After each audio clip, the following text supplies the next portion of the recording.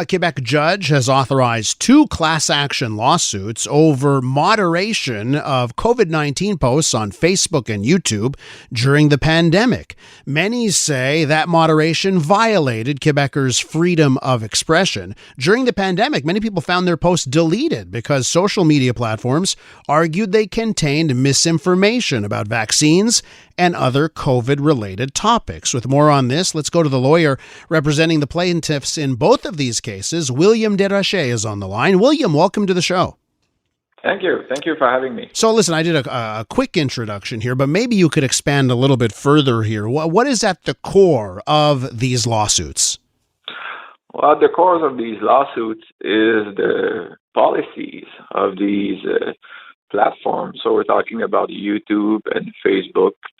So they both have a policy basically dealing with what they call misinformation. But when you dig up a little bit, you find out that what they call misinformation is whatever will be contrary to what the health authorities, either local or WHO, are saying about COVID. So anything you could say that is not the same than them would be subject to be deleted from their platform. So, William, what do you say to someone who says, listen, these are private companies, whether it's Facebook or Meta, YouTube, private company, they can decide what goes on the platform or what doesn't go on the platform. You don't like it. That's tough. That's just life. You can go somewhere else. What do you say to that?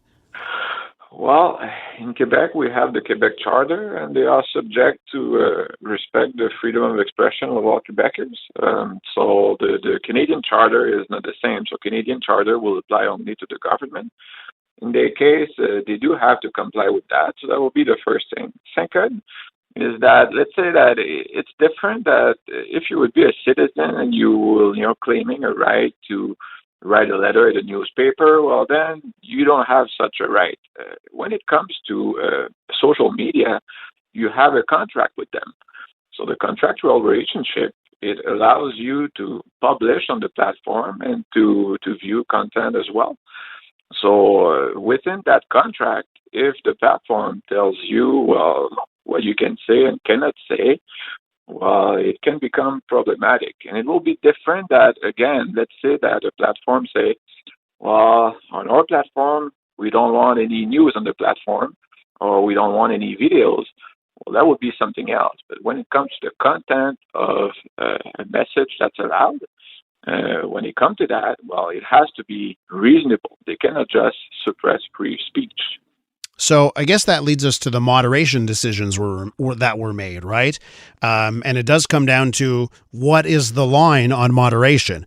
What do you say to someone that says, listen, there's a moderation line. Every company can say that we've got our moderation policies in place, and we've got good reasons behind whatever we're doing, rightly or wrongly, by the way, because, I think 4 years later, we can look back at some of the decisions made and say, ooh, not so sure, right?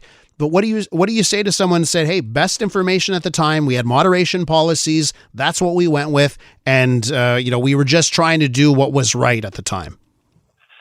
Well, it will have to pass the test. It's not up to them to decide what is reasonable and what's not. So it's subject to the review of the court. So we cannot leave these American companies decide what Quebecers can say or not say between them. Have there been any cases similar to this in another jurisdiction? And I know the United States has such robust freedom of expression provisions in the Constitution. Are there any other lawsuits, class action suits that you're looking at around the world to guide you in this case? Well, to be honest with you, I'm not aware. I know that in the U.S. there are cases concerning the censorship that was done on these platforms. However, to my knowledge, they don't have the equivalent of the Quebec Charter where these corporations would have to respect themselves the freedom of speech. It applies only to the government. So I have no clue what's going on somewhere else in the world. To me, it's unprecedented. It's a new legal question, and it's quite exciting. We're with William Desrochers, lawyer behind two class action lawsuits that a Quebec judge has just authorized, targeting Facebook and YouTube over their moderation policies during the COVID-19 pandemic. So, William, I guess from what you just said, your case is really reliant on the specifics of the Quebec Charter, right? You feel that the Quebec Charter gives you perhaps some legal arguments that they maybe wouldn't have in other places. Oh, definitely. If you don't have something like the Quebec Charter, it's very hard to establish a case against these platforms. William, let's take a look at it this way and look at some of the things that YouTube and Facebook did not allow. Can you tell our listeners here some examples of content that were censored that you feel infringed the charter rights? Well, I can tell you that in my Facebook case, a few of the contents that were suppressed were actually scientific journals, so articles, telling us that there will be this or that side effects from the vaccine. It would have been suppressed.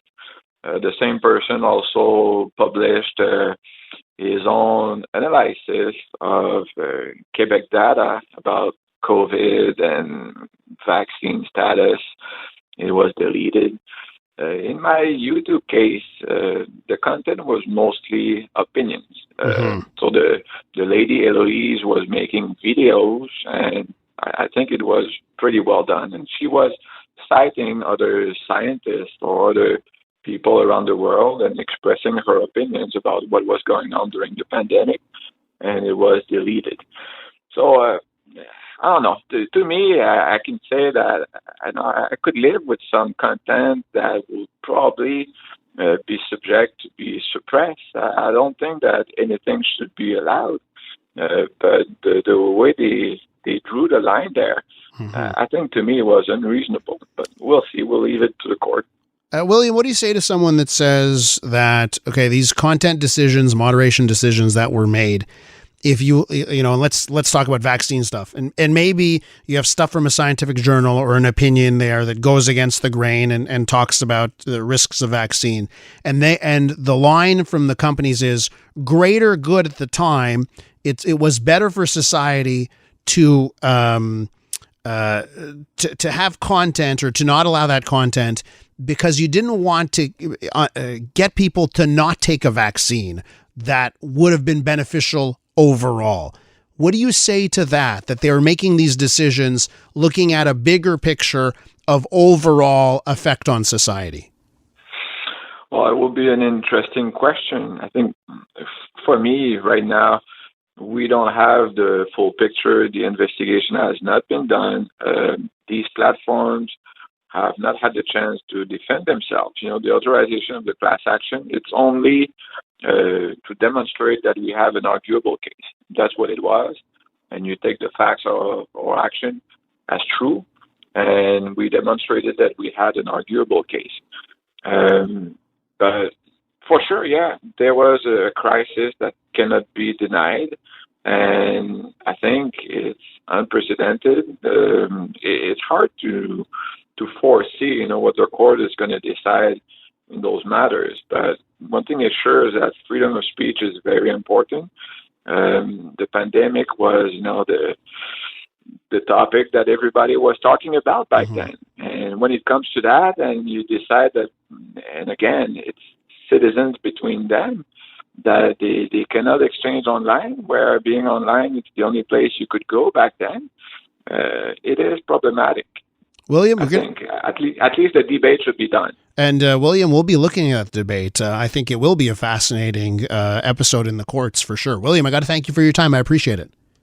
Thank you. Have a good day. William Desrochers is the lawyer behind both of these class action lawsuits against Facebook and YouTube.